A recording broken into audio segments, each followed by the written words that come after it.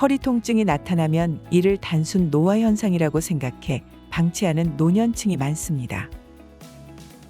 하지만 허리 통증은 자연스러운 노화 현상으로 여겨서는 안 될 대표적인 증상 중 하나이죠. 노년층에서 나타나는 허리 통증은 퇴행성 질환인 경우가 많기 때문입니다.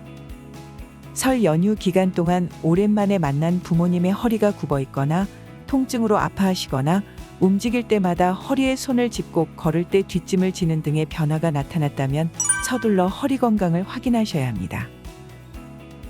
허리 통증을 유발하는 대표적인 퇴행성 질환으로는 허리 디스크와 척추관 협착증이 있습니다. 허리 디스크는 추간판 탈출증이라고도 합니다. 척추뼈 사이에 추간판이 돌출되어 신경을 압박하는 질환이죠. 다리가 찌릿찌릿하거나 당기는 듯한 느낌, 다리 근력 감퇴, 다리 감각 이상 등 하지의 증상을 유발하기도 합니다. 척추관 협착증은 나이가 들면 인대가 비대해지는데 이로 인해 척추관이 좁아지면 팔이나 다리로 가는 신경이 압박되어 통증과 이상 증상이 나타나게 됩니다.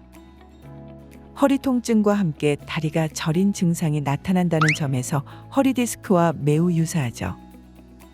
척추관 협착증은 앉아있을 땐 통증이 감소했다가 걷기 시작하면 다리에 통증이 생기는 보행장애 증상이 나타나는 것이 특징입니다. 허리 디스크와 척추관 협착증은 초기일 경우에는 약물 치료나 물리치료 등 보존적 치료와 비수술적 치료로 호전을 기대해 볼 수 있습니다.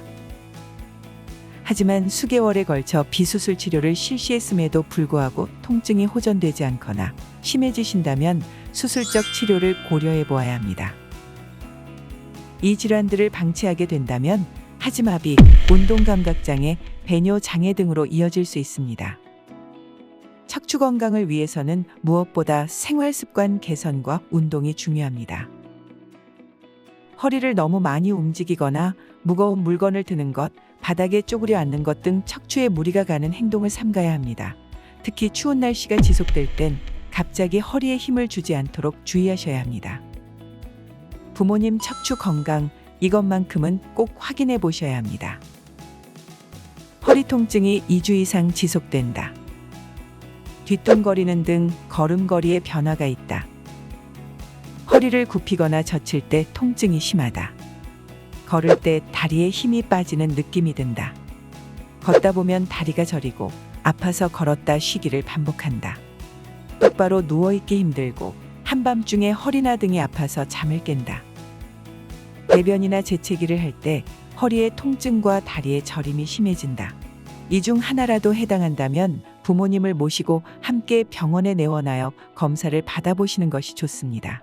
설날 연휴를 보내고 난 뒤 2주 이상 허리나 무릎, 어깨 통증이 지속되거나 통증이 심해지시면 병원을 찾아가 전문의의 정확한 진단을 받아보시는 것이 좋습니다. 우리 부모님의 건강한 노년 생활을 위해 미루지 마시고 지금 바로 챙겨드리세요.